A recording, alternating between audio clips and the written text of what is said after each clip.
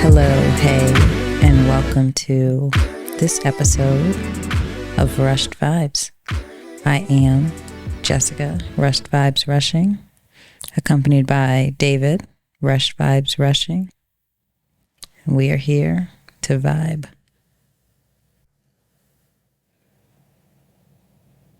What's up? Not much. Apparently, our intros are lackluster. According to who? Cousin Mark. He commented on the video. You didn't see it? No. He commented on last week's episode. A lackluster intro. Yeah, he said you gotta seemed like we didn't want to be here. He said it seemed like, I can't remember what it was, something like it's just had very low energy. Yeah, because it's 11 o'clock at night. Low vibrations. Okay. But then he still listen to the episode. But then he followed it up and was like, great job, love y'all. Yeah. Okay. So all right. Speaking of last week's episode, you want to guess what I'm about to say? It was the highest viewed episode in Rush Vibes history. No, actually, still, that title belongs to our movie review, Two Distant Strangers. Been viewed over 600 times. Oh, wow. But no, it's the highest viewed episode of Rush Vibes this season. As of right now. Dramatic pause. 113 views. We dropped it 5 days ago because we're recording this on Wednesday. Not bad. It's all because of you. You're the talent. You're the one people come to see. Cool. Now, if we could just get a check. I don't know about all that. Somebody. And it actually had like 60 views in the first day. Because I released it earlier in the morning. I dropped it at like 8. But I think it had more to do with like SEO, and it's probably a blessing in disguise that we didn't drop the day before. We didn't record the day before because there was less news. Stuff was still current. So we made it back into the algorithm. It's always nice to be in the algorithm. So what's up? You look tired. I'm tired and cold. Tired and cold. It's a bad combination. Why are you tired? Because I'm living life. Living life. And this season is just season to be tired. Tiresome season. Does it have anything to do with one or all of your kids waking up in the middle of the night every single night for like the last 2 weeks? That's a contributor.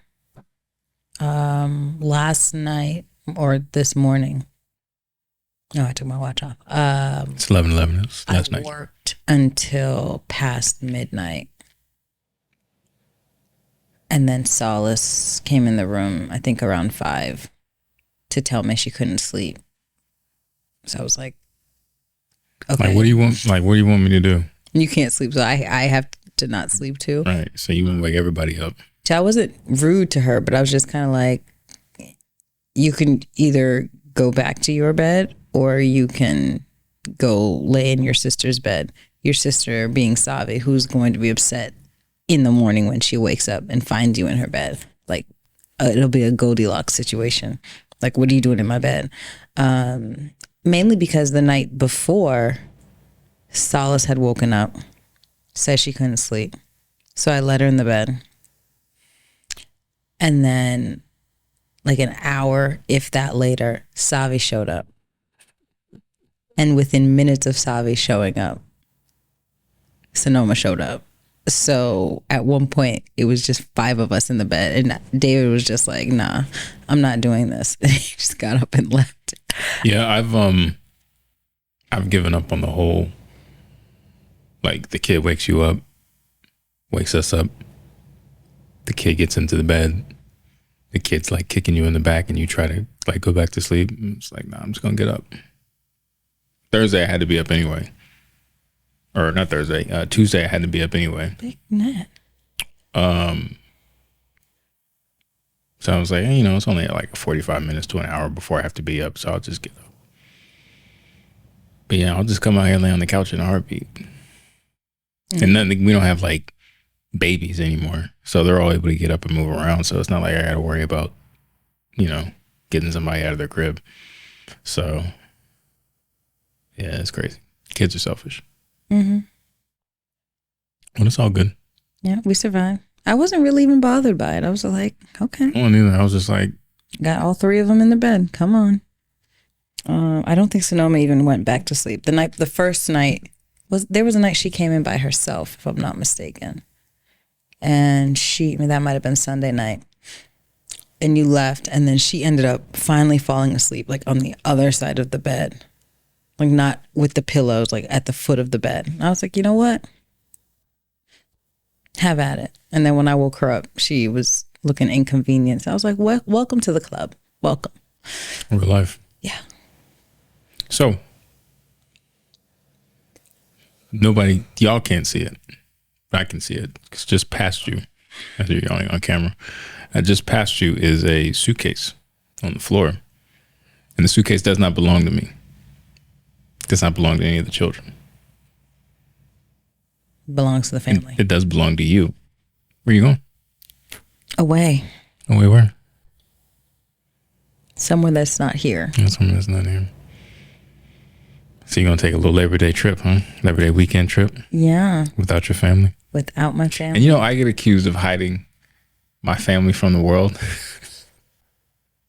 And Jessica's first trip this year is without her family. I suggested we do a Labor Day trip last year.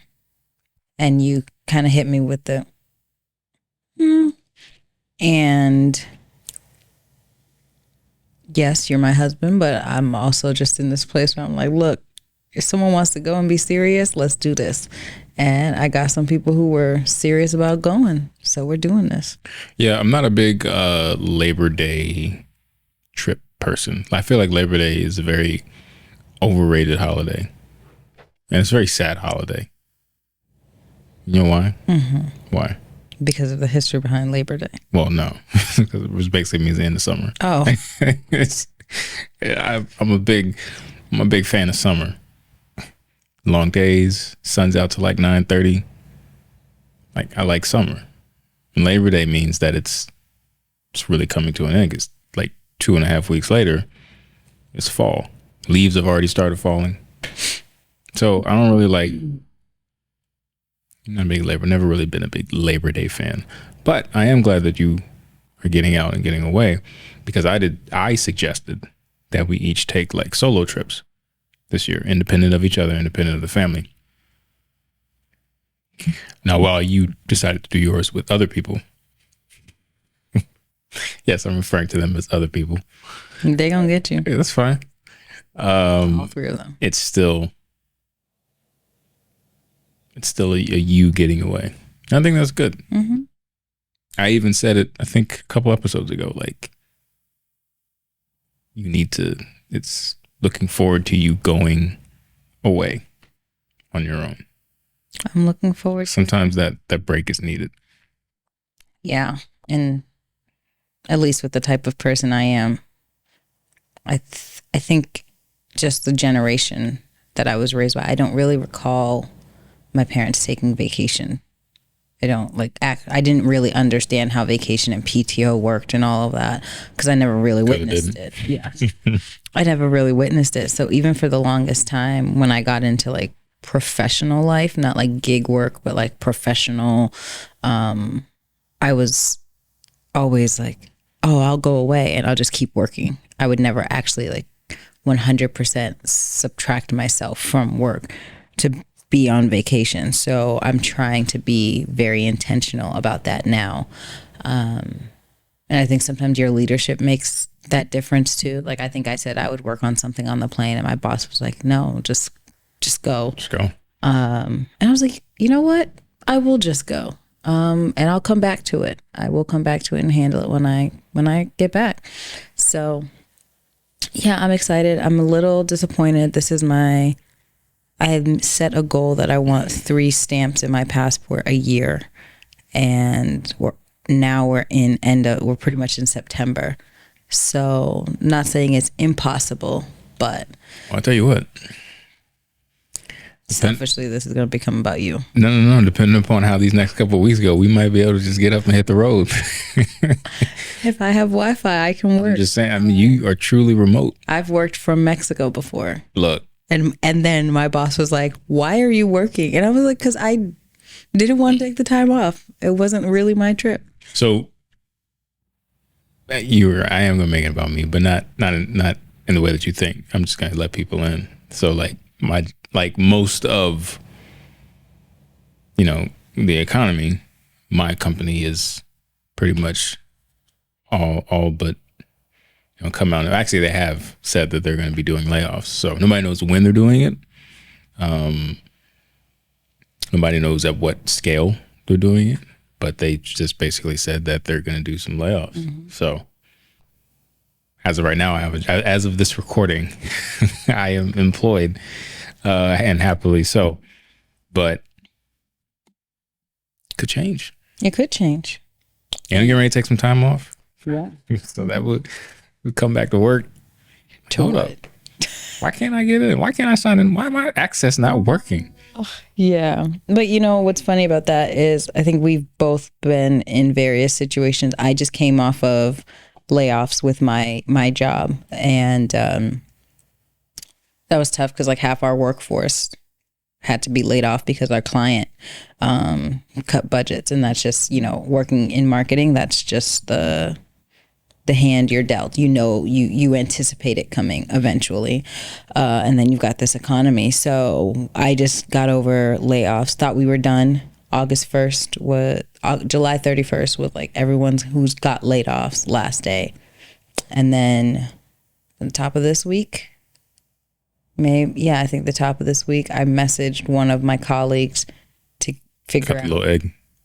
No, messaged him to figure out like something with reconciling payroll, and he was like, "It's been a pleasure working with you, and anytime you see." Like I as soon as I saw it, because I was like, why would he tell me it's been like, you only say that when you're saying goodbye, and like he just gave me these accolades, and he was like, I was laid off this morning, so today's my and I was just, I was heartbroken because I thought we were through it.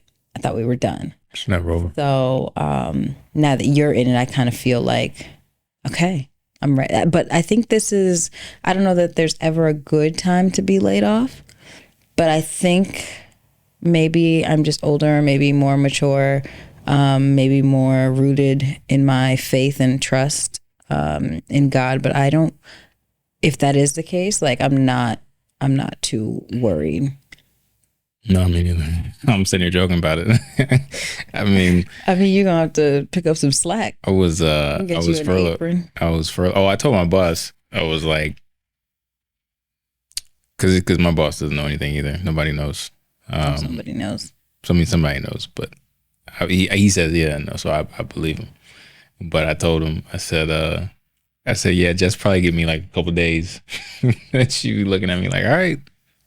Get your butt up. What's up? Go do something. Yeah, I'll give you a couple weeks. You ain't about to sit up in here and mooch. I'll give you a few weeks. I probably wouldn't need it. I wouldn't take. I think. Well, I guess it depends, right? Like if there's severance, maybe you kind of ease your way back into things. But the jobs report came out today, and employers only added, I think the economy only added like 177,000 jobs last month, which was like 23,000 less than the month before, than projected. Oh, so whereas the economy's kind of been humming along, companies have been hiring, jobs have been being added to the economy. It's the first time that, it's been not first time, but it came in for last month significantly lower than most people projected. So, and look at it, right? Like everybody's doing like especially all the big tech companies are doing layoffs. Mm-hmm. Probably with the exception of Apple. But it's just hard. I think a lot of companies over inflated themselves prior to and during the pandemic, once we got into it, because they thought our whole way of life was going to make this dramatic shift. And for a while it did. But now we're kind of in this place where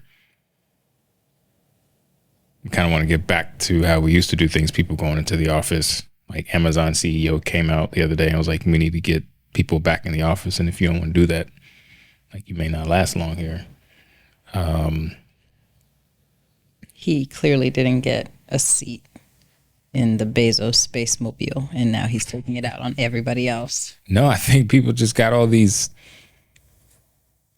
They leased all these buildings, and I think some people don't. Some people truly know how to measure productivity, right? Like, some people are still of the mindset that if you are not in an office being watched or seen in that capacity, you're not doing work, and that's really not how. I mean, some people don't work in remote environments, or they do just enough. But yeah, I think I don't know. Yeah, I mean, I haven't really worked in an office since 2013. Mm-hmm. Right, like, so I've been remote since before the pandemic. So, like, way before. So my life has always just kind of been remote. Could I go back to an office? Yeah, if I had to. Like, it doesn't really matter that much to me. I'd probably be some level more productive than I am here remotely, because I don't have as many distractions in an office. But a lot of people can still get all of their responsibilities done while still managing and dealing with those distractions at home. I think the really innovative employers have figured out a way to measure outcomes rather than outputs. Mm-hmm. Like, what's more important, like the impression that you're doing a lot of work, working toward a goal, or just achieving the goal, right? Like, I don't know. I think a lot of companies are sort of stuck in that whole legacy way of doing things. Like, I really feel like our whole concept of work should be overhauled. Like, I think we should move to 4-day work weeks. Mm-hmm. I think remote work should be standard. I think more employers should offer, like, benefits for childcare and things like that. I was looking up some things about the EU. You know the EU? Yes. Apparently everybody gets like 20 vacation days. Like, just the EU, if you work, it's not vacation, it's holiday. But and then you also have like a mandatory, like, I can't remember what it was, but their benefits is just like ridiculous. It's not benefits, it's lifestyle. Lifestyle. I don't classify that as benefits. That's their lifestyle. They respect that people need to live. They need to take holiday. They need to rest. Like, their maternity leave and paternity leave is ridiculous. I mean, some of these countries you can take maternity leave for an entire year and come back to a job. The childcare in Germany is like $100 a month for childcare, in terms of like daycare for your kid. It's insanity how much better. It's like, these are the same people, just they cross different waters. Yeah. I think Germany even is offering like free university, because I remember seeing a post. This guy said, John Jacob Jingleheimer Schmidt, his name is my name too. He was a black guy trying to say he was German so that he could get the free education. But yeah, there was a while where I wanted to live in Europe. I just appreciated the lifestyle and the actual respect towards living and how you should live that I felt that Europe had. How dare you? What? You want to live in the original racist? What are you doing? I mean, everybody's the original racist. I'm saying, they put it on the map. They did. They did. But Nah, I've never, admittedly, never been. But I have heard nice things about people who have, are American or have been, lived in this country for a long time, and then, whether it be for work or whatever, went over and kind of set up shop. Mm-hmm. Don't get me started on the food. Like the people I know who have eaten there. And the regulations, like I remember cousin Lamont was telling me that like here you could just get like any level dosage of like ibuprofen or Tylenol or whatever, but they actually like regulate that over there. Like you can't just roll up and get like 500 milligram. Yeah, there's a lot of things that they're regulating. Like, although I don't like, if I want to take 500 milligram, let me take 500 milligram. Well, I think their culture is more like, what's the root cause of why? Yeah, that's great. You're having. I still want to take my 500 milligram. That's the American view. Because I'm American. You just want a Band-Aid, whereas they want that's not a Band-Aid. The cure. No, it's not a Band-Aid. Prevention is better. It goes away. You're getting migraines? Is it because you're working too much? You need to take holiday. I don't get migraines. You injure yourself. Is it because you're in a bad working? Like they actually like. I won't say they care because France is always like France. They don't. They don't deserve my respect. France. They're always having some kind of protest. Like I think they just raised the retirement age from 60 to 60. And they like burned down a whole block. When it comes to revolting, like no one really does it like the French. Like they catch an attitude with their government and they just finish it. But I'm still mad at France because they're essentially taking all of the uranium, I think, out of Congo. Still to this day. Uranium. Uranium. Yeah, like I think it's Congo. It's one of the Francophone countries. They are essentially they are essentially funding the entire France and I think their military's electricity sourced out of Africa. So it's just like, I don't want to go down this rabbit hole, but I'm still continuing to boycott France. But they will catch an attitude when their civil liberties are impeded upon. Civil liberties. I do appreciate that about Europe. I do appreciate back when I was like really strict about, eating and what we as a family consumed until I realized that nobody cared. I did a lot of research and realized like there were certain brands that would make the same foods, like same name, sell it in Europe, but they weren't, the European version wasn't allowed to have, red 40 or I think it's blue number 5 or yellow 5, like all of these artificial colors in foods that are supposedly linked to long-term issues that are stemmed within children. So like Gatorade, Powerade, those type of drinks are banned in Europe. I think in like you have your Kraft mac and cheese. Here, the recipe is completely different than Europe. Here, better.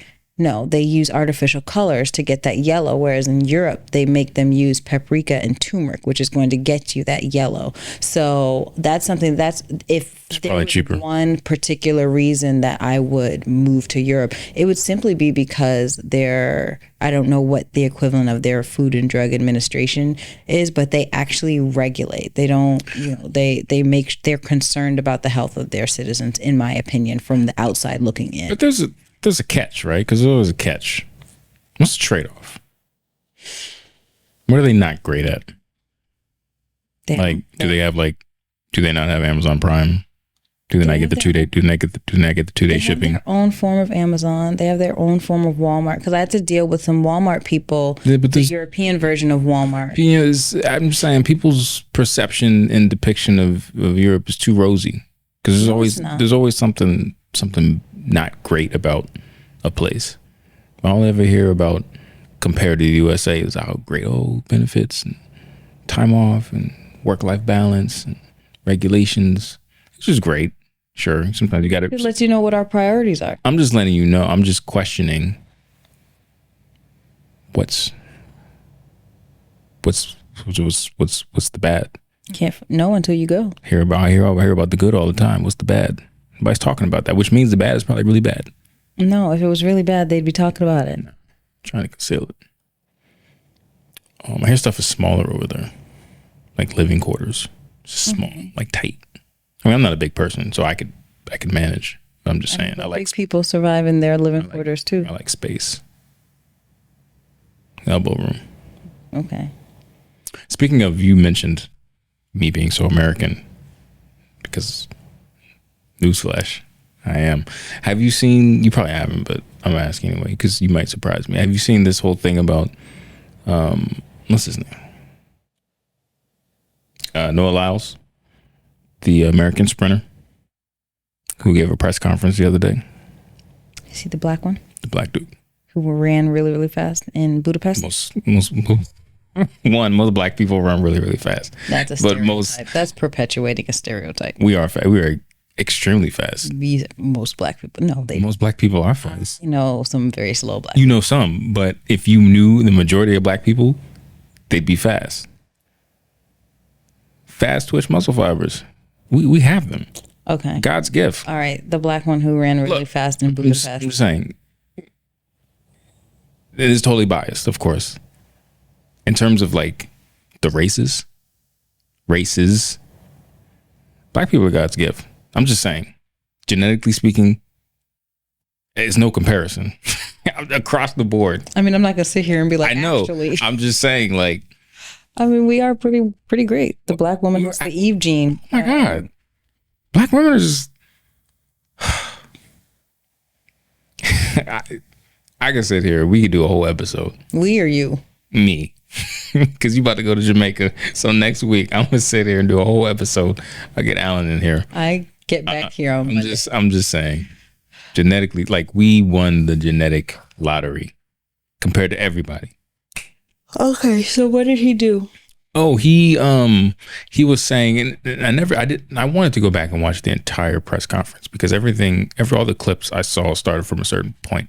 But he essentially said, you know, the thing that hurts me the most is that I have to watch the NBA finals and they have world champion on their head. World champion of what? The United States? Don't get me wrong. I love the U.S. at times, but that ain't the world. That is not the world. We are the world. We have almost every country out here fighting, thriving, putting on their flag to show that they are represented. There ain't no flags in the NBA. And it rubbed you the wrong way? It rubbed a lot of people. Well, number one, it rubbed a lot of people in the NBA community the wrong way because it doesn't. Because I don't know what provoked it, right? Because like I said, every clip I saw, every clip started at the same point, right? So I don't know if there was a question. I don't know what that question was. So I don't know, but it seems odd that a track and field gold medalist, by the way. So shout out to him because he's representing the country. I'm not going to put him down in that regard. That he would specifically call out the NBA when you have members of that league currently competing, against the world. It was just odd to me. But I see where he's coming from. But so previously, I think prior to like 1995, that was used pretty heavily. Like you can go to certain teams' championship banners and it would actually say world champions. I think the league starting around 95 made a concerted, conscious effort not to use that. Mm-hmm. So a lot of technically no. You can't count Toronto. They're not. I'm just saying there are certain professional leagues where the absolute best in the world, if you're one of the absolute best in the world, you're in that league. Mm-hmm. That is the NBA. Now, I get it. Technically, you can't say a team isn't the world champ because there's no worldwide component to the NBA. Mm-hmm.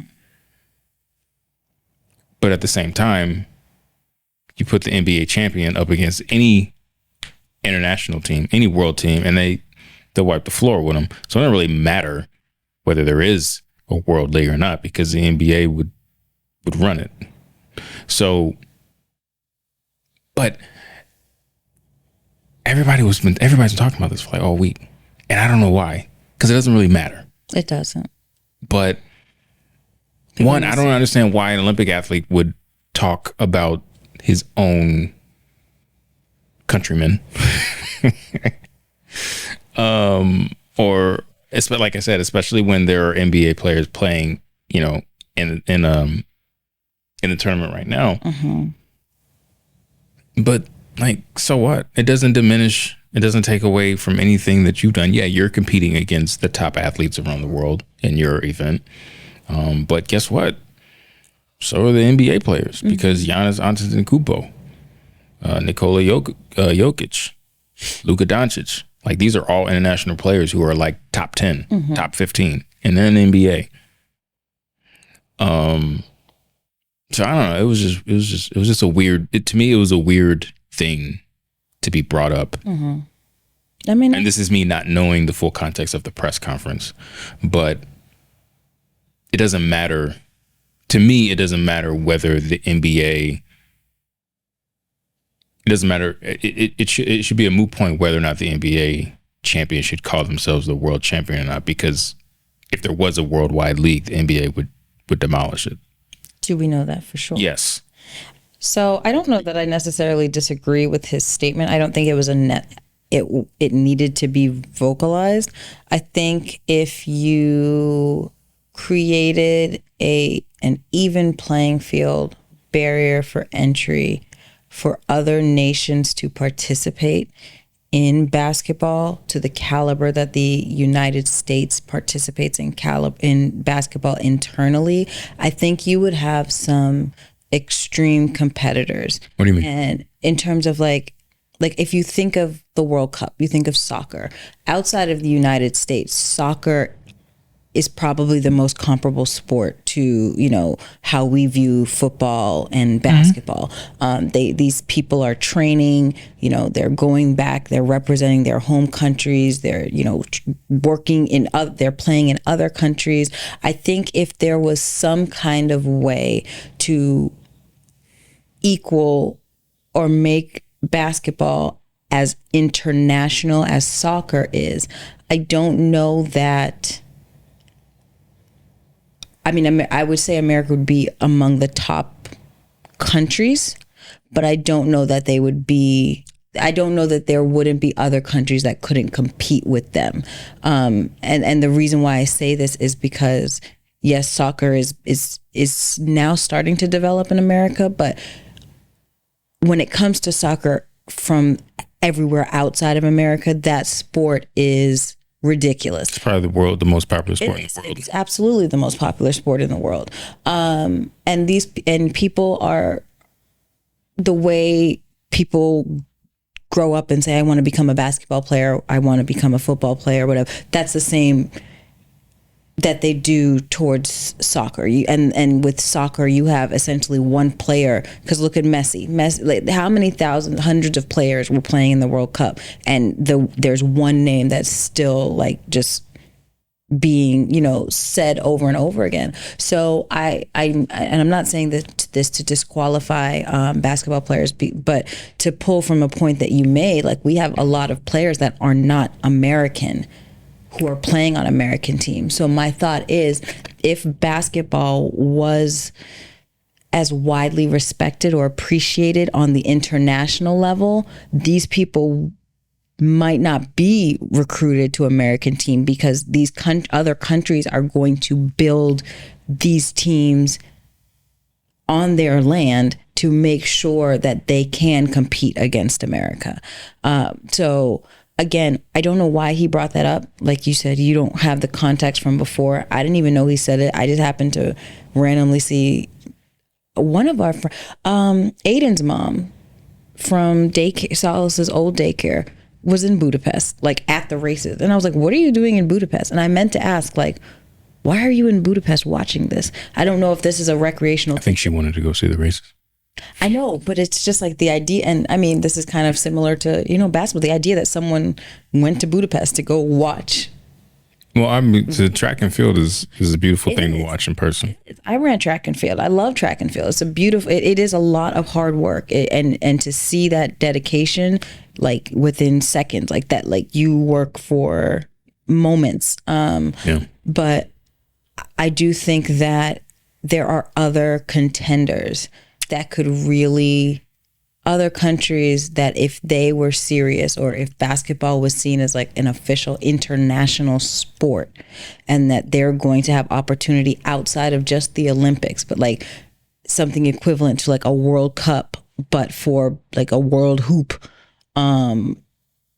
countries would take it more seriously, and you would have these Giannis, they would stay in their homeland and they would build powerful teams around them that could compete against the United States, as opposed to United American players who, don't make the league and then they go play international, and no one ever really hears about those international teams unless you're there. So that's always been my opinion. I think basketball could be so much more, I don't want to say entertaining, because in itself it is entertaining, but I think it has potential to offer so much more if there were teams from Europe, from individual African countries, maybe even some Asian countries. I don't know if they're, tall enough, but or Latin America. So, that's just something that I've always felt that it would be cool to see it outside of just, every 4 years, the Olympics. And then we know the American team's going to come wipe them because, you've got your reserves, the people who are just not great. So I disagree. Probably not surprisingly. But because there are international basketball leagues, and just the same way European football players don't come over here into the MLS very often, unless they're like, up there in age in terms of their career. Any European player or international player who can play in the NBA is going to come to the NBA because it's the Premier League. It just is. Like, it's just the way it is. And basketball has grown from an international standpoint over the last probably like 20 or so years. Like look at Canada. Like one of the things out there, if you speak to any Canadian, is like who was around during that time, is like Vince Carter, like revolutionized basketball in Canada because he got drafted to the Raptors, and he was this phenom that came into the league, was dunking on everybody, but he could also, they still only have one team. Could also hoop.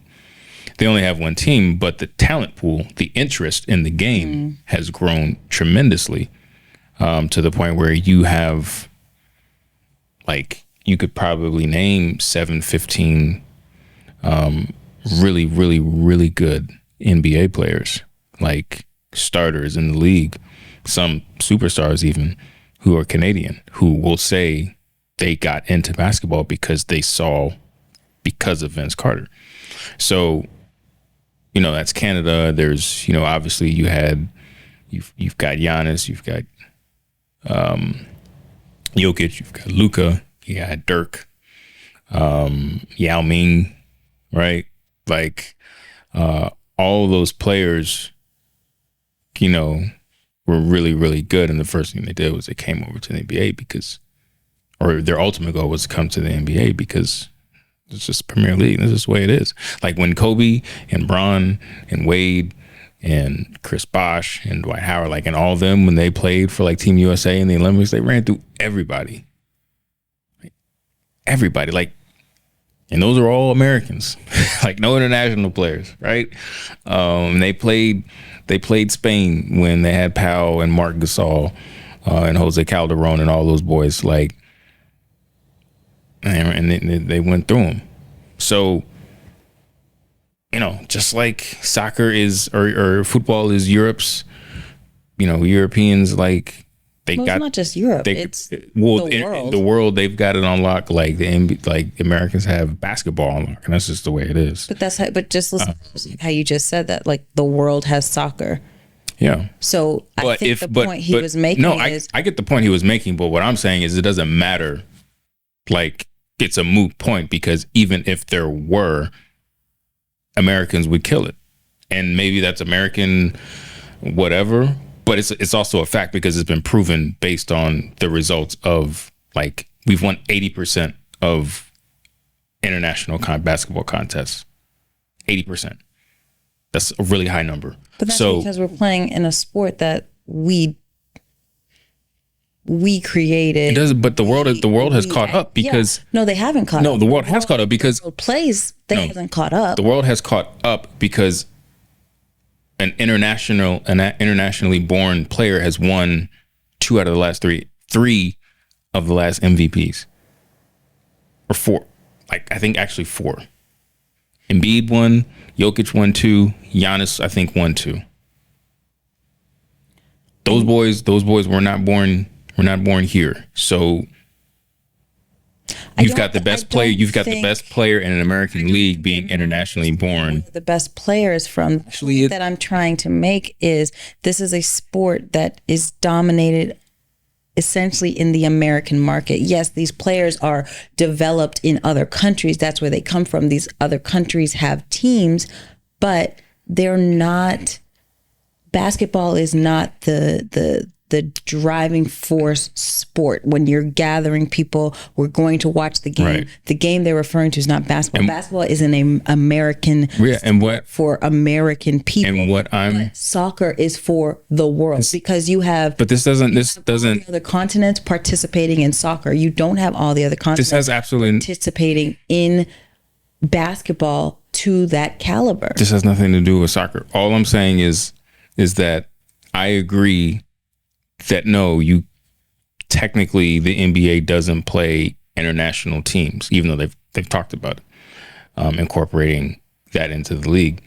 So yeah, if you want to say technically they can't, an NBA team can't call themselves the world champs because they don't play the world. But what I'm saying is that we're just talking about semantics at this point, because when you get to the root of it, it doesn't matter.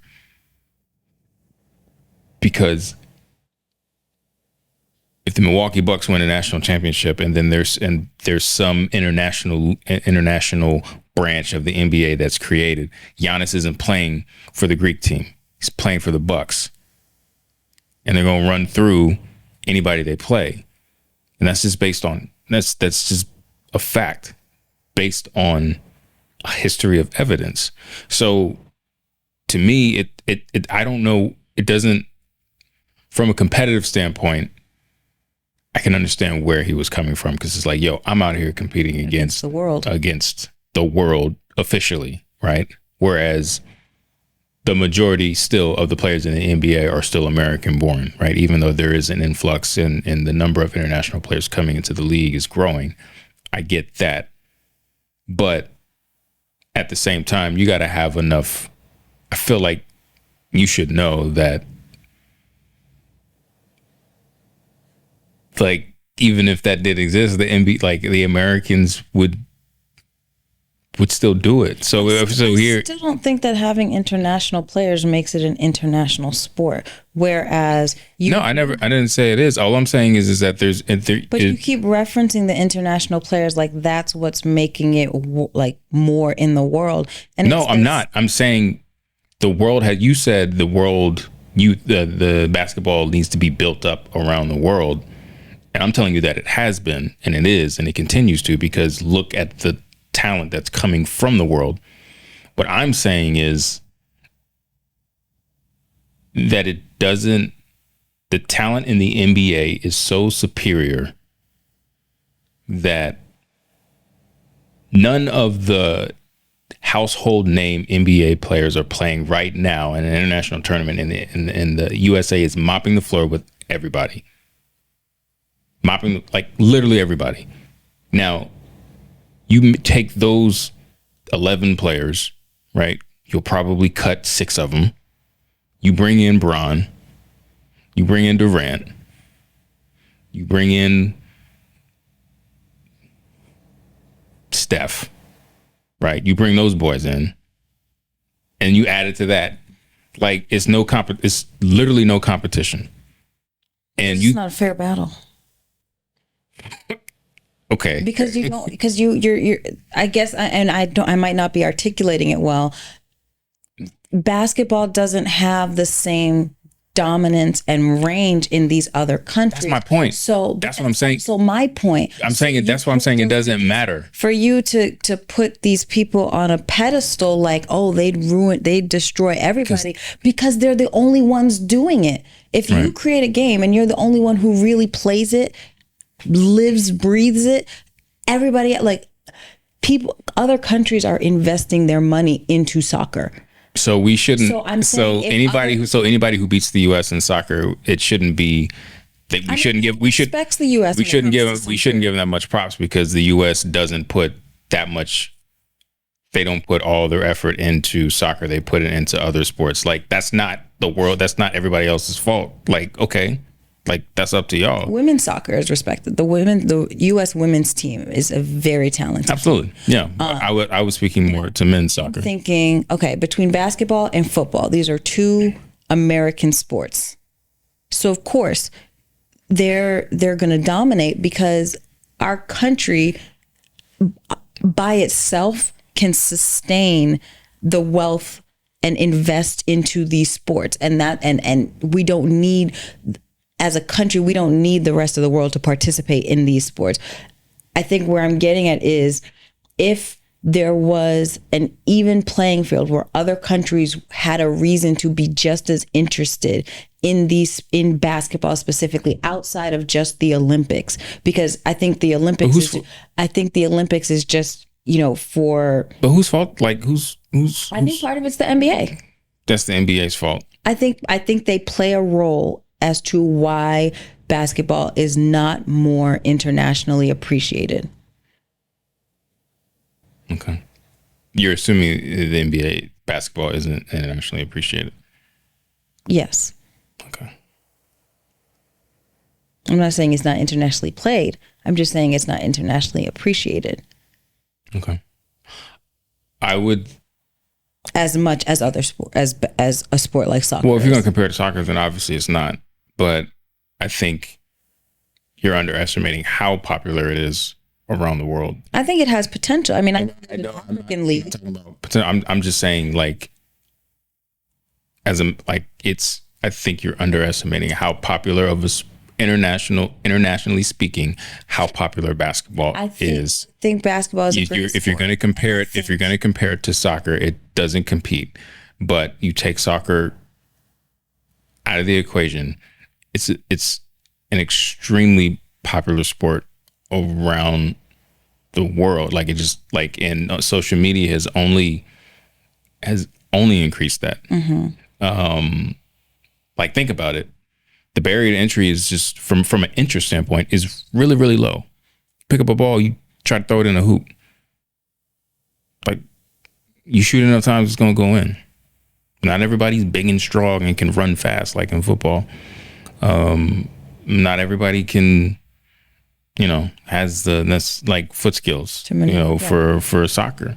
Basketball, you just pick it up, you just messing around, you can bounce it, throw it, and you can, like, it doesn't require a lot of talent. I mean, to not to be interested in it, no. Not to enjoy it, no, absolutely not. Which is why I think you're underestimating how popular of a sport it is around the world. And again, we're arguing around what I think the main point is. And I don't know that we even should be arguing. What I'm saying is that I know the rest of the world isn't on the same level as the NBA when it comes to a competitive and even talent standpoint, when speaking holistically. What I'm saying is that, whether it's a fair landscape or not, like, okay, but it doesn't matter, because if a worldwide league did exist, the NBA would be done. The NBA champion would be the champion of whatever the worldwide league would be. It just would, probably because of everything you just said, because the world isn't on an equal level, because we're just better. Just like world and international club is probably better than the men's soccer team, or why other countries' women's teams are better than the USA this year. Like, we're just better. And I think that's okay to say. And it's not a matter of arrogance. It's just a matter of fact. We're just better. So, I mean, we can argue semantics all we want to. Technically, no, the NBA isn't an international league, so they shouldn't be able to claim world champions. But if there were, you better believe we'd be world champions year after year after year. And I think that that's proven by our entire history of international competition when it comes to basketball. When you can send second and third tier players to play against other countries' national teams, and you got 40-point games in the third quarter, I mean, I think that says a lot. But props. I mean, he took gold in the 100 and 200 meter dash. So I'm obviously not hating on an Olympic athlete. I would never do that, especially not from my own country. But I just thought it was an interesting thing to like really be in the news cycle. So I don't know if it's just because there wasn't a whole lot going on or because this was really like a worthwhile topic for everybody to argue. But I mean, we spent 15 minutes on it, so maybe it is. You see your girl? Sha'Carri? What's that? Sha'Carri. You see Sha'Carri? I didn't see her, but I've heard. Do you feel like we owe her an apology? We as in you and me. What did we say about? You said we were out. I said I know I owe her an apology. I said I was out on for it. that season. No, I don't think I owe her an apology. I think I can admit that I'm proud of her. I think she needs wise counsel to not make the same mistake again. What mistake though? What did she make? Smoked weed. And that's right. In her system. She did, and she got. And so it's not like we were sitting here. But then she lost to the Jamaicans. I mean, it's the Jamaicans. Isn't that quite just like a very poetic just thing? Like you smoke weed and then you lose the Jamaicans. Yeah. Who probably don't smoke weed. So no, I don't think I personally owe her an apology. I'm proud of her work. I'm proud of her representing Black women and Black America, and I guess all of America.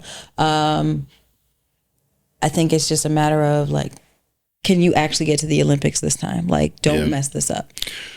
Yeah, we're rooted. We are here for you. We will support you.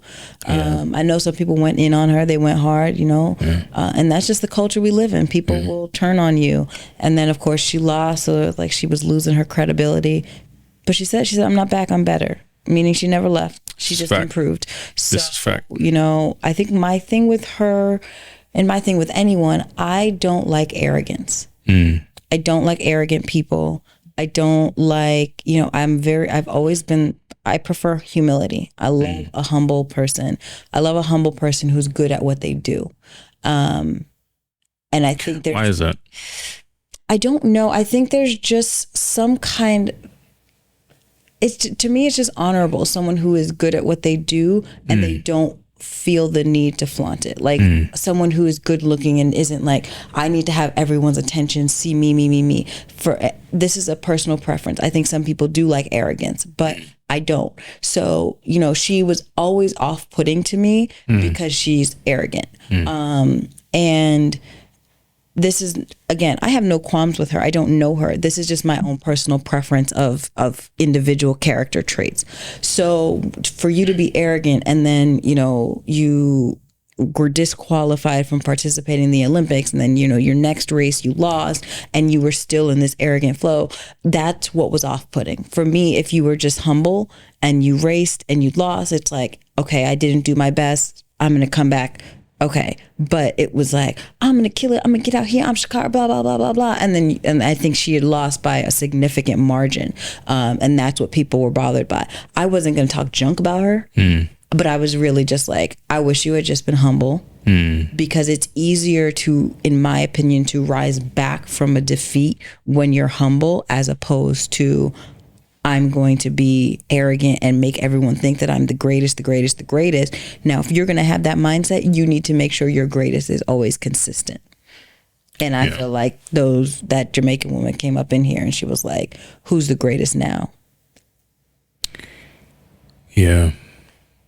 Definitely hard to in this age to talk a lot and not back it up because people will Replay. inevitably come for you. You know, one of the things I've really thought about lately is why, one, before I get to that, it's amazing with American culture, right? Because we're always looking for the next best thing, right? Because when Sha'Carri first burst on the scene, like she had the hair and she had the tats and she had the nails, everybody's like, oh my God, it's like this phenom. Like she's amazing. And then she had, you know, a couple of Hiccups and growing pains, and everybody was kind of just ready to move on. Myself included, right? I'm not absolving myself of any of this. I just think that, you know, we're all humans, and you know, we're all still growing, and I don't know that anyone can be ready for the kind of national spotlight that was kind of thrust upon her. She kind of burst onto the scene. She did. I didn't know her, and then it was just she was the person we were talking about.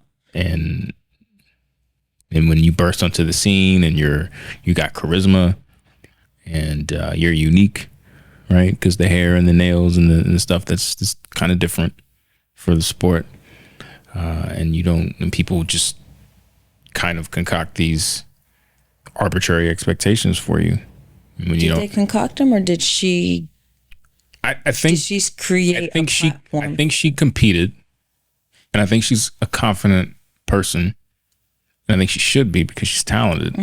And I think we, as in our culture, did this thing where we see somebody who's unique and they're really good, and we stick a microphone in front of them, and we give them all, and a camera on them, and we give them all this attention.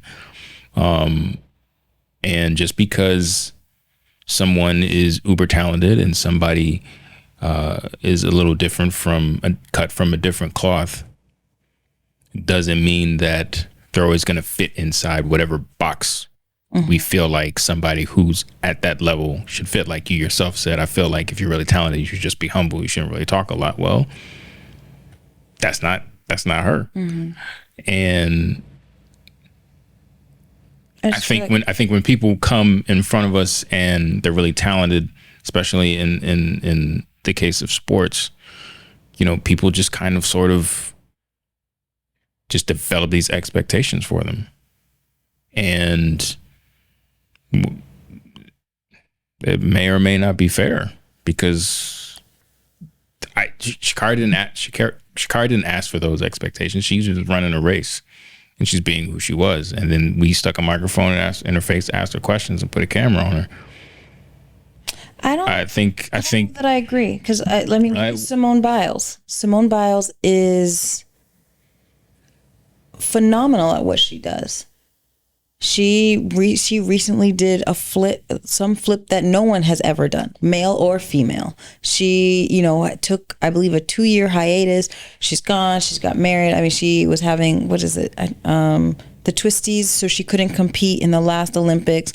And I think, yes, people were upset, but I think the response people gave her was probably more understanding, because she doesn't come out as, I'm Simone Biles, I'm the best gymnast in the world, blah, blah, blah. But what doesn't matter, right? Because what should matter is the talent and the results is what I think, right? I don't dispute that. But I used to be like that, right? And I was raised to be, respectful, to be humble, and, to say the right thing, right? And I've always done. I do that in my daily life now, especially when I'm at work, because I ain't trying to be in a meeting with HR. So I say the right thing. But I don't know. I don't know that because somebody is outwardly expressive of their self-confidence, and it looks a little differently than what makes us comfortable, because this is a projection, right? I feel like someone who's uber talented should be able to trust and believe that in themselves, and they don't need to be braggadocious, right? That's like a projection. That's what you would prefer. Yeah. So Your talent should speak for you. Yeah, but again, that's a projection. I think if the talent is there, and it is in the case of Sha'Carri, we should accept it in whatever form it comes in, as long as she's not out there like cussing or slapping people or really being a detriment to the sport. Mm-hmm. I don't think there's anything wrong with it. And like you and I told you a few weeks ago, I was reading the Bible, the Holy Bible, Really? not to be confused with the unholy Bible. Not the Devil's Cut, not to be confused with that one. Okay. And I was reading one of the ones that has it's like a study guide, right? Oh, I thought you were So- saying one of the ones. It's like, what? The chapter? One of the ones I got from bought it from that dude who be selling CDs at the barbershop. No, one of the ones that is like has a study guide built into it. And in Genesis, it said how after each day God finished what he did, he saw that it was good, right? Mm-hmm. And then on the seventh day, he was like, man, It's so good, I'm a rest. I did that. I'm a rest. Like, so speaking from a Christian standpoint, right? You're supposed to, we are constantly told that we are created in his image, right? So if I'm created in the image of God and God was like, yo, I did that. I created all this. I'm gonna be like, yo, that's good. I did that. I think so highly of what I've done that I'm gonna take a break because I deserved it. I did that. Mm-hmm. Right? If God can do that, and I'm made in his image, I just feel like somewhere along the line, and I don't want to necessarily make this racial, but I know just being black, I know how my parents raised me, how they wanted me to be sure to act in public because of, you want to call it black tax, you want to call it double standards, whatever. I don't know if it's something where it's like, oh, we feel like we have to be a certain way when we're really confident, because if we don't, we're going to have this unfair perception of us relative to somebody who may look differently. And I don't want to do that. Like, I want my girls like Solace. There's an old Facebook post out there and it comes up every once in a while. I think I just saw it. You were out with Solace and someone told her that she's beautiful. So I was like, I know. Or no, not, or so you're pretty. She's like, no, not pretty, I'm beautiful, or something along those lines. And you said you ate it up. You loved it. So do I. Because one, it's an acceptance of the compliment. And it's like, well, thank you. I appreciate that you recognize my talent, but don't get it twisted. I'm up here. I'm not right here. I'm up here. Like, I like that. I have no issue with it. And she said it in a respectful, sweet, Solace manner. So, I love competitiveness. I love confidence. And I feel like as long as you're not disrespecting the game, being derogatory, I don't think there's anything wrong with being who you are and expressing that self-confidence outwardly. I really don't. And I don't know why.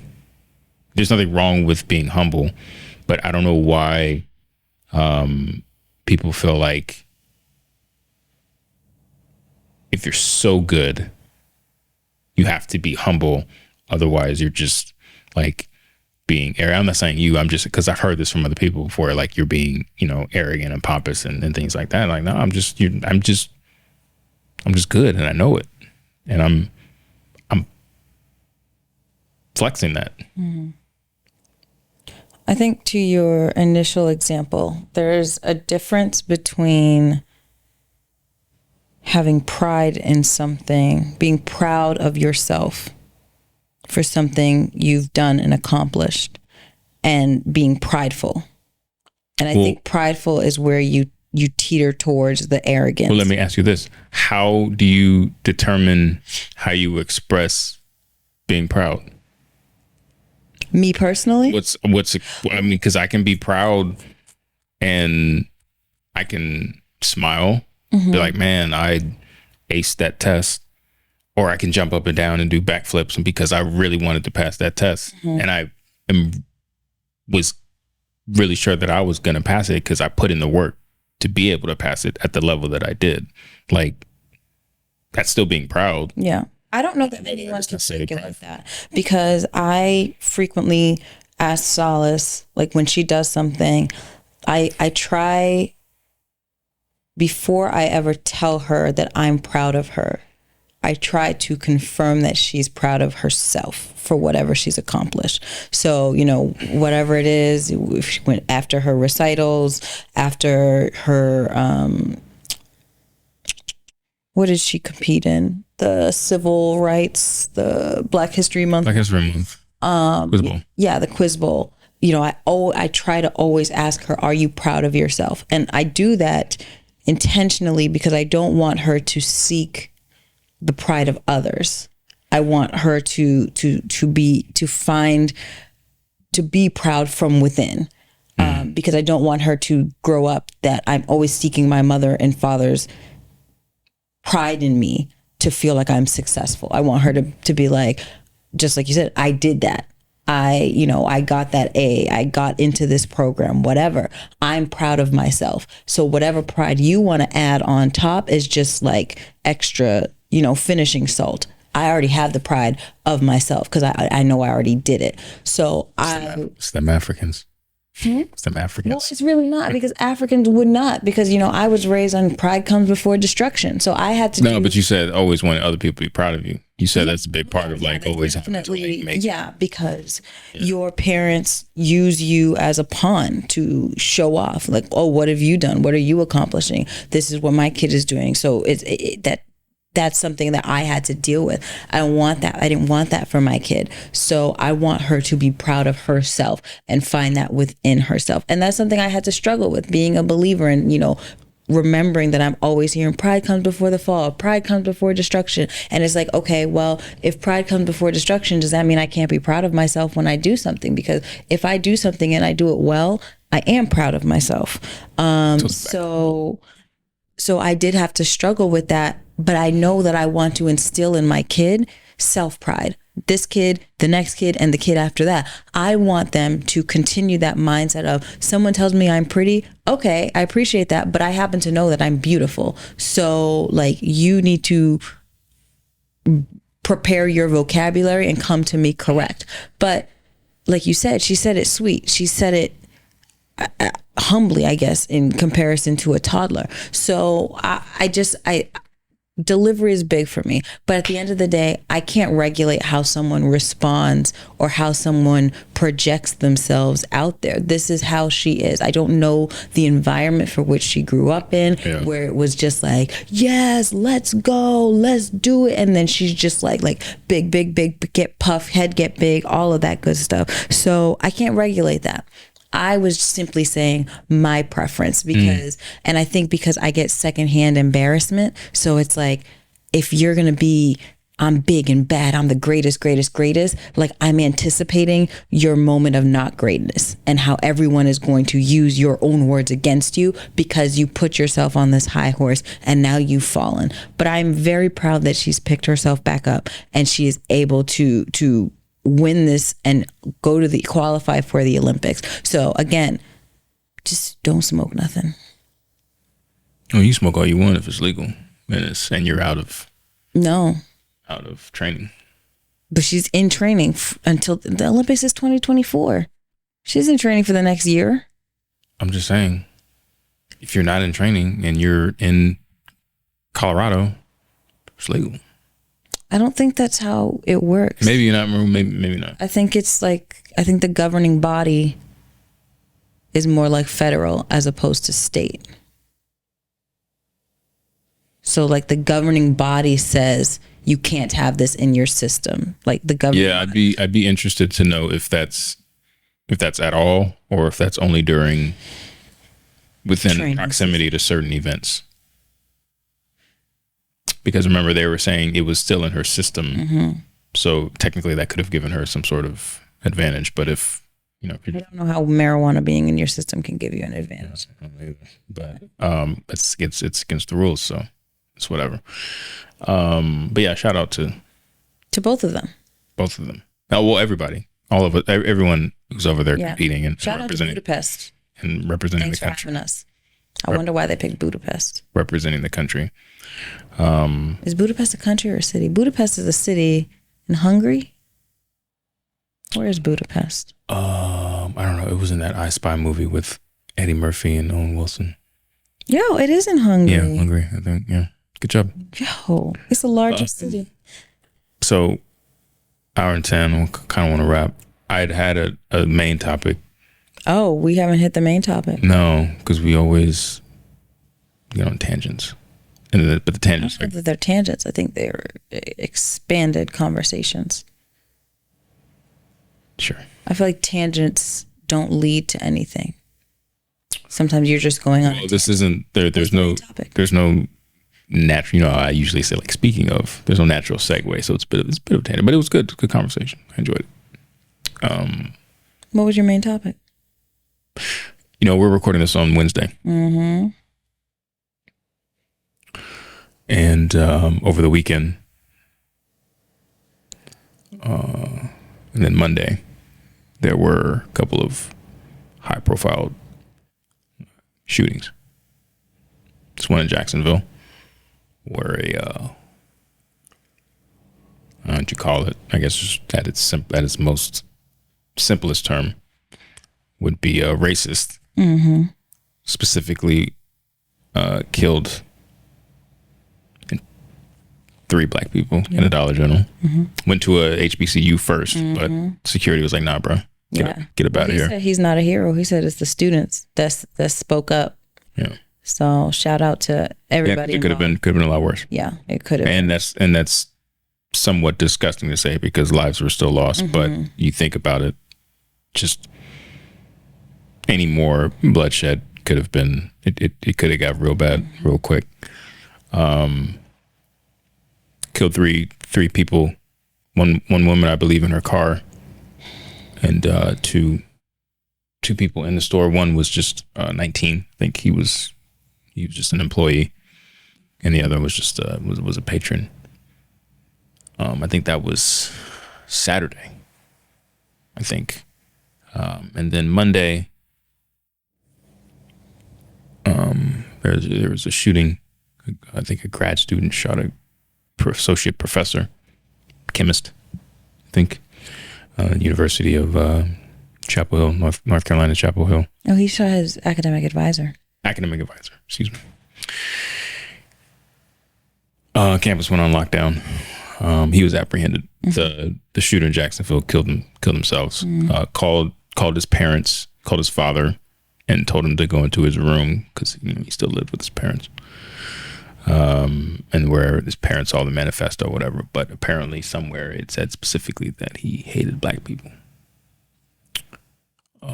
So he decided to go out and kill some. And that he did.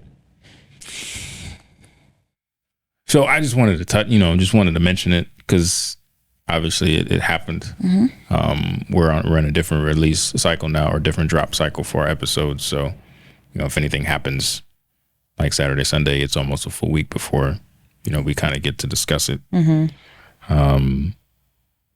But would be remiss if I didn't, one, just say,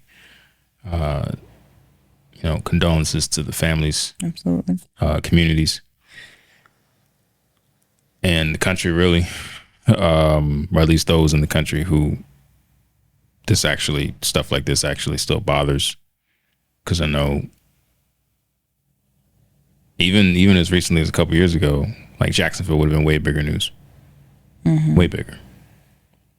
Even Chapel Hill, even though technically it's not a mass shooting because only one person was killed, but Jacksonville would have been huge. And they were, they were headlines, but it's kind of already kind of faded.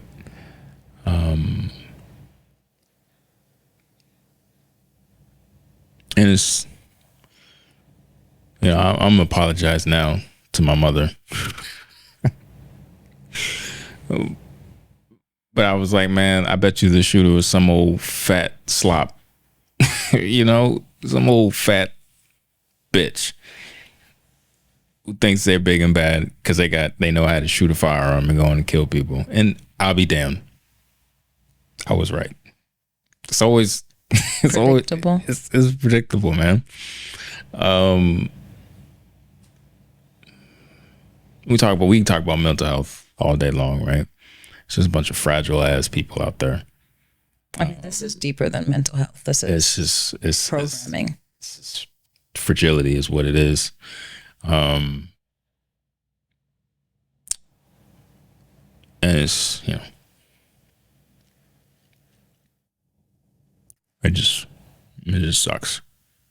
It definitely People does. just mind their own business. Shopping. Sitting in your car, working. 19 years old, just Living your working. life. Just have it snatched from you. By some Coward. bitch. I thought we were I thought you were gonna go a completely different direction. I'm talking about your boy. Which boy? Mitch. Nah. I'm not wasting words on him. No, I thought we were gonna talk about Keke. Oh, Keke and Darius. Yeah. Yeah, I mean, we can drive by it. Let's do a quick swing by, like old paperboy route, because I'm confused. Like, color me confusion, because You know what I think? they're trying to get. I think we've all been had. I think this was a setup. I think once they saw what happened after he said you a mom though, once they saw like just the storm on social media, I think they played us. Because there was never. I think they played us. There was never anything public that. And was you know like, what? I think they looped Usher into it. They made that damn song. They did. Usher was like, "I'm trying to sell these concert tickets." But you know what? We deserve it. You and me, y'all, us, we deserve it because we should have stayed out of grown folks' business. He's younger than us. We should have stayed out of grown. We should have stayed out of grown folk business. I'm so confused. I think it was her birthday. Happy belated. They played us. But I was like, wait, I didn't watch the video with sound, so I just kind of had to infer. But I was like, oh, is this an old video that's resurfacing? No. And then I realized, no, this is a current video that's resurfacing. Like, they're still together. No. Because I can't remember if there was ever a formal announcement of separation. There wasn't. They just, I think. And then the music video just. He went on social media. I think she may or may not have scrubbed him from her Instagram. The music video was supposed to be like that seal on the back of the envelope that lets you know they broke. That's what we thought. That's what we concocted. They played us. I just can't accept that Keke would do us like that. Like we were. What did I tell you? What did I tell you? Didn't she drop the t-shirts? Keke is mom though. Literally. Keke is an entertainer. Entertainer's gonna entertain. Entertainer's gonna entertain. They roped in Usher. I know Usher. You dirty. They got us. They got us. And you know what? Well played. We deserved everything we got. Played. I'm not even gonna hate. Yeah, that was where I thought you were going, and I just was very confused. I was like, Keke, do you love him? Keke. But yeah, what's up with your boy? I don't know. What's up with your boy Mitch? I don't know. And it's okay. I think it's perfectly okay for you to say you don't care. Okay, because that's what I was going to say. I don't care. Because there are a lot of people who don't even know that there's a thing with Mitch McConnell because they don't care about politics. Yeah. So I don't think there's anything saying you don't care. I think it's time. I really. It's time to wrap it up. I think this generation of old politicians are making it very clear that there need to be age caps. It's time to wrap it up. Like you need to go be retired. And you know, regardless of how you feel about Mitch McConnell, he's had a very established career. Yeah. You've ruined the American people's lives.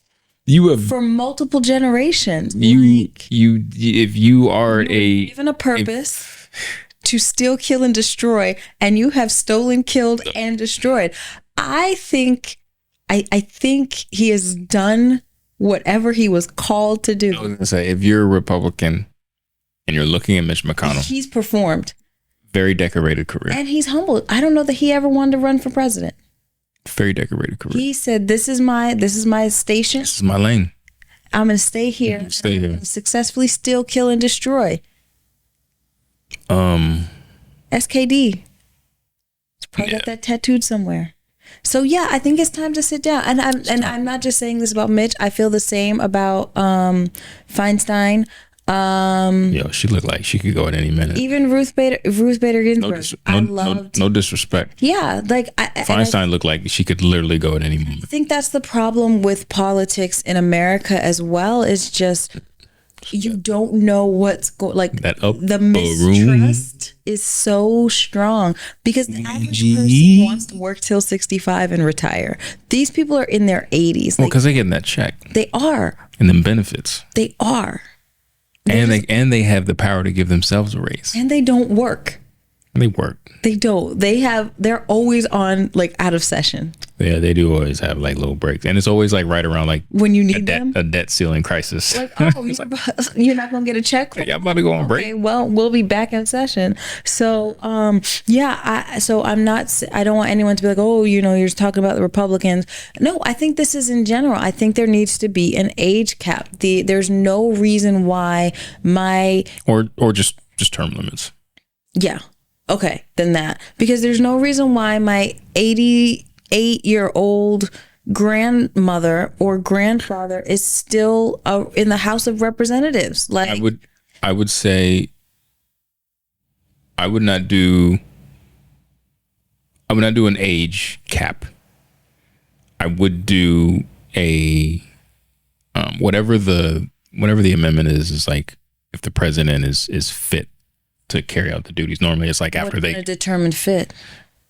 Then you have to have an aptitude test. Maybe not a boot camp, but maybe some sort of fitness test, not literally like physically fitness test, but like whether you're fit to. But someone's going to say that that's discrimination. No, it's not. Nobody in the world would be discriminating against Mitch if they told him to go sit his ass down somewhere. Like, doing him a favor. Like, he's still out there making decisions for people at Kentucky. No, granted, they deserve it because they elected him. But I'm just saying, some of them didn't. Wait, he specifically covers just one state? I mean, he's in Congress, but I mean, he's an elected official from the state. Oh, I feel like I didn't know that. Yeah, there needs to be a limitation because I mean, frankly, I am tired of like these excessively old people making decisions for me. Yeah, like I get it. They're grandparents. They could be my grandparents. They don't. And times have changed, and technology has changed, and I think that they've expired their terms. So we've got like it's literally a bingo call every time these people gather because there are no young people of this there are a limited amount of young people of this generation who actually have the platform and have the voice. And I think that's why we have so many clashes of generations because you've got, these good old people who expect things to run how things were going in their day and it's not their day anymore. But yeah, I think there are some individuals in Congress where it's like it's okay to step down. Like I don't know who you're holding on for. I don't know why it's your desire to like finish life in Congress. Like it's okay to be retired and to spend time with your children and your grandchildren and to ride a gondola in Venice. Like go live. Like don't it's you've done enough for the American people. Yeah.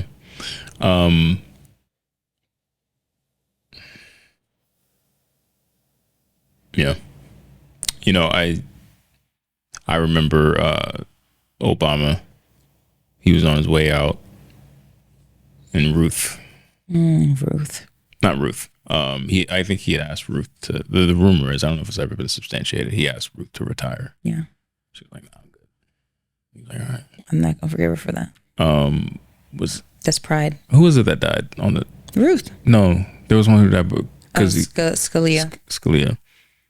And Obama nominated Merrick Garland. And McConnell wouldn't. He wouldn't do it. He wouldn't go through the process of confirming him because Obama was a lame duck president. I think, and there's nothing in the Constitution that told him that he should do that, but there also wasn't anything in the Constitution preventing him from doing that. So technically, you could say he was working in a gray area. When you think of how damaging that is, how it was to the Supreme Court, and you think of some of the other things that he's done, that he's kind of stood for, you never really want to see somebody like deteriorate in front of you, like in real life. But you don't necessarily have to be sad about it either. I don't encourage it. I'm not happy about it. I'm not rooting for it, but I'm not necessarily sad either. So hopefully, because I think the question that had him frozen today was like, is he going to seek re-election in 2026? And poetically so, he froze. Yeah. I think that's telling. So like, I'm curious who his opponent is and how to get you against him. Go and get you a nice recliner. A rocking chair on the front porch. Just post up, man. It's been a good run. It's okay to. You had a good run. I don't know why people don't want to. It's that power. Yeah. Power is, it's an evil thing. Absolutely. It really is, because step down while you're ahead. Like, not even step down, just like call it. I've been doing this a long time. It's a wrap, baby. I mean, his chin went from like here to here all in the time that he's been in Congress. It's okay to step down. Gravity has been pulling. You get that tucked. So yeah, we're at hour 27. So all right. I think that's it. I mean, there's always more. So I didn't expect for us to have it, the meat of this episode, to be a sports argument, but or a sports debate. You didn't expect me to be able to debate sports. Well, you didn't, but it wasn't a very good debate. All right, I'm done. What? Because you always try to diminish I'm not diminishing my sports conversation. Well, one, if we're gonna do this, you diminish me all the time in just general ways, because diminish or demolish? Diminish. Okay, demolish. But I don't diminish you. In what ways do I diminish you? How much time you got? You tell me. You don't try to not cut this off. You do.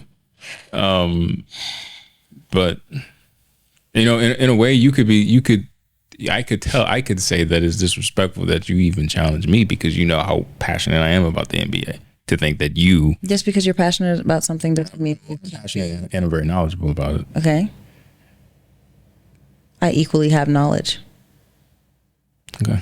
I didn't say I was equally as knowledgeable. You equally have knowledge. Okay. Okay. So I could talk a little. Yeah, I want to debate. Nobody. You never take me serious when it comes to sports. Nobody like, when I talk about the fact that I played sports in high school, it's always like your family does that too. They'll be like, "Oh, you get that athleticism from us," and I want to be like, "Y'all, I played 3 varsity sports in high school." So, do you think? Who do you think was more athletic in high school, you or me? You were definitely more athletic. Okay, so what difference does it make? Because you were a boy. So they get the athleticism from me. They get it from both of us. Well, yes, of course. But they get the majority of it from me if they're athletic. No, they don't. They could easily get it from me. How so? My mother played volleyball. My dad played soccer. My uncle played soccer and was a soccer coach. I have athleticism in my family. I think if we went head to head, if we lined people up, don't make my people would be more. I mean, would just be athletically superior. That's just how I feel. I'm confident. I feel like no, but okay. Okay, well, you're allowed to feel that way, and there's nothing wrong with that. It's not a disrespectful thing. It's just how we feel. Because obviously you feel differently. I'm just saying it. I'm just saying it audibly. My family is more athletic. I just don't like I don't like that it's defaulted to you, and I think it's defaulted to you because you're a man. So the athleticism that I have is just discredited. Like I've been playing soccer since I was a small child. Like I ran track. You really upset about this? I am, because it's something that really does bother me. Like anytime the kids do anything athletic, it's like, oh yeah, you get it from me, it's getting from this side, because we're all athletic. Number one, and it's nobody in my family talks like that. And it's like, y'all know you aren't the only, like, Nobody in my family talks like that. athleticism can come from multiple sides. Like you could have both parents Multiple be sides. athletic, making an athletic child. You can have both parents be athletic and make a non-athletic child. But I Look. just want credit. I just want my credit. Look, I just want to be acknowledged. I'm not saying I'm superior in terms of athleticism. No, I know genes. You play I know basketball. You play football. You are athletic. I ran track too. As did I. I'm not challenging. I'm just letting you know that I ran track because you left that part out. So I'm not trying to be like, oh, my people, they did better. I'm just trying to say that athleticism can also come from me. Of course it can, and of course it does. No one ever mentions my athleticism. Oh yeah, just like a dad. Your daddy went around doing all this. You do that. Yes, I did, and I was. Damn it, I did too. Okay, well maybe you should speak up and let them know. They should just know. How should they just know? They should just know. I understand that genes extend beyond like you and I. Like it's hereditary. Yeah. But don't get twisted. Your boy was an athlete. Like I was not great.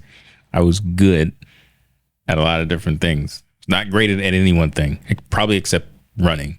Very fast. Extremely fast.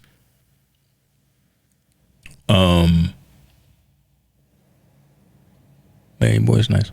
But you're nice too. I can tell. One thing about athletes, you can always tell when somebody who's a really nice athlete, whether they still are or aren't. Like you don't really be doing nothing. Excuse me? You don't really be doing nothing athletically because you're busy. Like say I was life is at the gym more than life demands the majority of your time elsewhere. But no, I know you used to get down.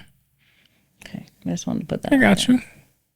I feel you. That's other people doing that, not me, because as of right now, neither of our girls outside of ballet have really shown much of an interest in like other sports, like the more popular sports. Although that's not to diminish ballet, because I know like some point is why my feet are ruined. Yeah, and why. So I don't even know how we got on the side. Oh, because you tried to say that. You tried to say I wasn't qualified to. No, I didn't say you weren't qualified. I just said no. I didn't say you weren't qualified. I just said I won, which is the purpose of a debate. I think is to win. No, I think the purpose of debate is just to argue. Then why do they do winners and losers? The winner is simply the person who argued. Best. Who just argued the better, most. Right? No. Against their competition. What did you say last week? When two fools are arguing, you can't tell from a good. So we're fools. So we're fools. Arguing. So now you're the. I'm the fool. Okay, I'm a fool.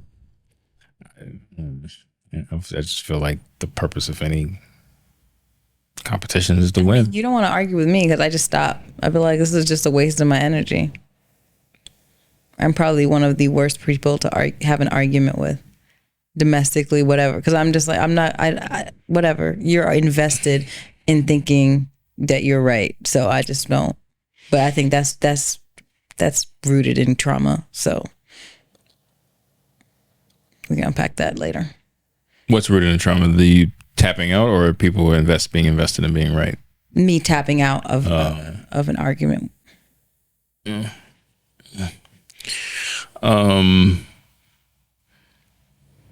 What? Do we need to argue this out? I just said, You don't value your life. Are you gonna kill me? Take away your peace. Take away my peace. You've been ready to go away for a few days. Okay, well then go. You and your little Tic Tac crew. Plus Esquire. All right. Disrespect. We out of here. You know what to do, man. Be safe in the hurricane. Thanks for everybody who viewed. I think we had like 50, 60, 70 unique viewers last week. So if anybody's returning, welcome. We appreciate you. Obviously, we're not talking about Trump or Republican debates this episode, but this is It's what we do sometimes. We have topics that we may or may not get to because we start talking about something else. And this is our built-in quiet time without the kids. Have you seen the preview for the book of, is it Clarence? Is that the thing with Lakeith? Yes. I've seen it, but I haven't taken it seriously. Apparently it's something like to be taken serious. Like it's supposed to be a new depiction of like the Bible. Yeah. So that's why I said I don't know if I don't know. Take it seriously. I didn't take it seriously at first either. I thought it was a skit, and then I was like, "This keeps popping up." And then I saw Rock Nation has to do with this. I was like, "Y'all serious about something?" So it's also going to be blasphemy, and the Christians going to come. That's only going to be on Tubi in like 4 weeks. They said exclusively in theaters. Straight 2024. Straight to Tubi. It's gonna be like HBO Max and put that joint straight to streaming. Anywho, I cut off your outro. You did. YouTube. Subscribe, like, share. We're on Facebook, Instagram, Apple, Spotify, Google, TuneIn. We out here. So go to the website too. Yeah, go to the website. Watch the episodes. Give the website some love. Although it's just episodes. I just want people to go to the website. Like we have a website. We do have a website, www.rushvibes.com. Maybe one day we'll put some merch out there, and maybe there'll be some other verticals over there. But as of right now, it's just podcasts, Rush Vibes podcast episodes. So, but check it out. You see a really old picture of me and Jess on the top. I know we were supposed to update that a while ago. Yeah. So we'll see y'all next week once Jessica gets back from Jamaica. Now you'll know how Jessica is when she gets back from trips. So like when she got back from Mexico, we had to take a week off because she wasn't right.